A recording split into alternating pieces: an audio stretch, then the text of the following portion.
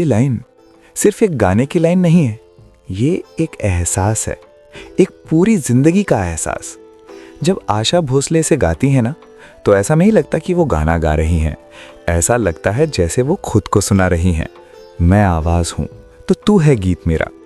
और सच कहूँ, उनकी आवाज़ किसी एक की नहीं थी, वो हर दिल की आवाज़ बन गई थी।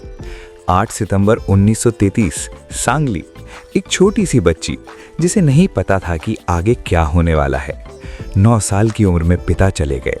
घर में मुश्किलें थीं, पर एक चीज़ थी जो हमेशा साथ रही, उनकी आवाज़।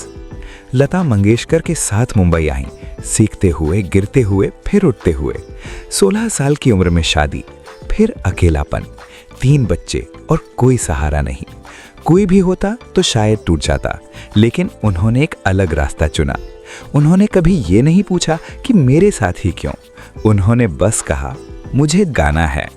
एक तरफ थी लता दीदी, शांति, गहराई, दर्द, और दूसरी तरफ थी आशा, जिंदगी, मस्ती, बेबाकी।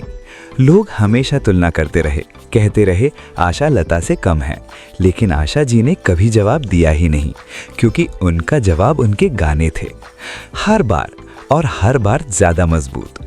2022 में जब लता दीदी चली गईं, तो आशा जी कुछ ज़्यादा नहीं बोली, लेकिन उनकी खामोशी बहुत कुछ कह गई, क्योंकि कुछ रिश्ते शब्दों से नहीं, एहसास से समझ आते हैं।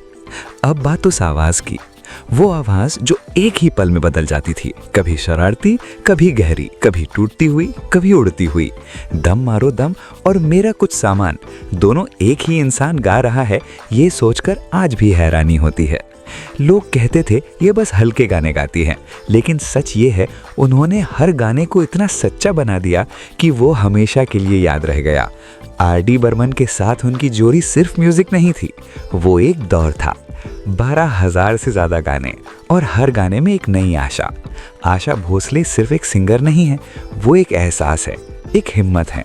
वो उन लोगों की आवाज़ है जो कभी अपनी बात कह ही नहीं पाए, और आज भी उनकी आवाज़ वही कहती है, रुको मत, डरो मत, बस गाते रहो। और जब भी ये लाइन सुनाई देती है, मैं आवाज़ हूँ तो तू है गीत मेरा, तो दिल अपने आप समझ जाता है ये सिर्फ गाना नहीं है, ये जिंदगी है। उनकी आवाज़ किसी एक की नहीं थी, वो हर दिल की आवाज़ बन गई थी। और चाहे वक्त कितना भी बदल जाए, कुछ आवाज़ें कभी नहीं जाती। आशा जी की आवाज़ भी हमेशा यहीं रहेगी, हमारी यादों में, हमारे दिलों में।